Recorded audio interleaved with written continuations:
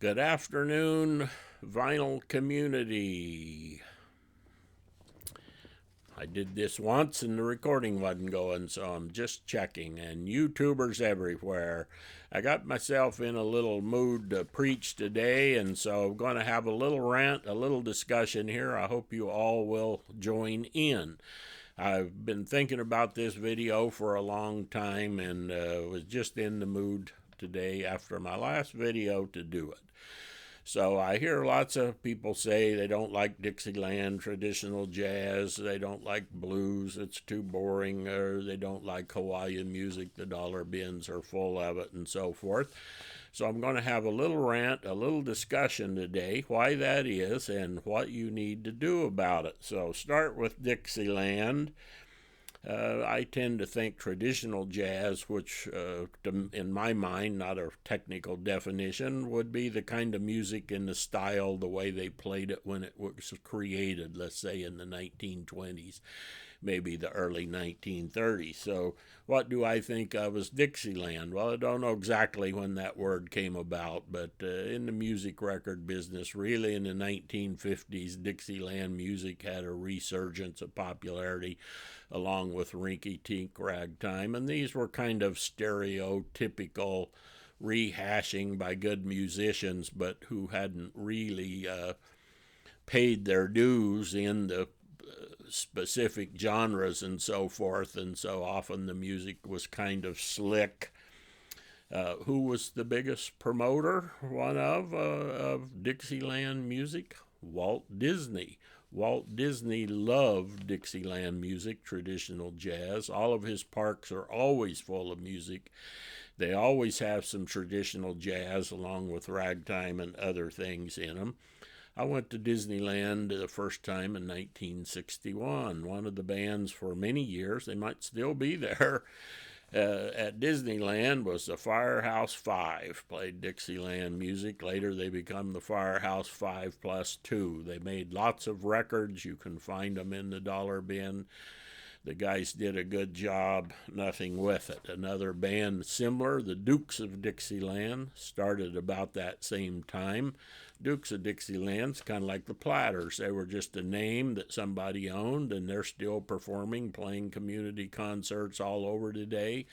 Literally dozens and dozens of different musicians floated in and out of there.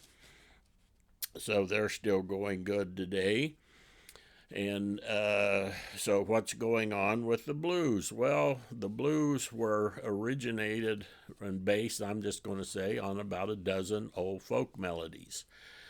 Those dozen folk melodies have been rehashed and inverted and turned inside and out over and over and over. Even the lyrics that were used in some of those very first blues were in practically every blues song you ever hear. So a lot of the stuff is very similar, the same riffs, the same little tricks, a lot like on any other music. A lot of the people get into it, or maybe mediocre performers. So the music's not too creative, they play. I'm going to put Hawaiian not exactly in that category. Hawaiian was extremely popular. Everybody in the world made a Hawaiian record, so of course a lot of them are going to be hokey, going to be not that interesting. Maybe a dozen Hawaiian tunes that's on practically every recording you ever see. So again, you see the same old songs. In the case of the blues, a lot of it is derivative, and whether it's 12 tunes or 20 tunes, again, they're just a lot of stuff the same. So I'm sure rock and roll's the same. Every rock and roll record made's not a good one. You guys have learned to tell which ones are good, which bands are good, and even on the bands you like, not all their records are good.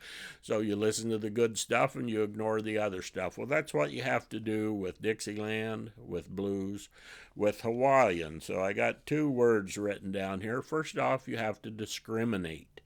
You have to pick the good stuff. You just can't listen to all of the crap, of which mostly that's what gets produced in every genre. The other word is, which all of you are doing, I see lots of people showing books, talking about the books and so forth. You have to educate yourself to be able to discriminate. You have to be educated to know which ones were good, and then you don't maybe like every little branch of the tree in any category. You figure out which ones that you like and so forth. So I think it's possible with a little discrimination, a little education, to get into any of these genres and enjoy them. And that's what I'm trying to do. And so hope you all enjoyed the video today, folks, and I hope we get a little discussion going here. See ya.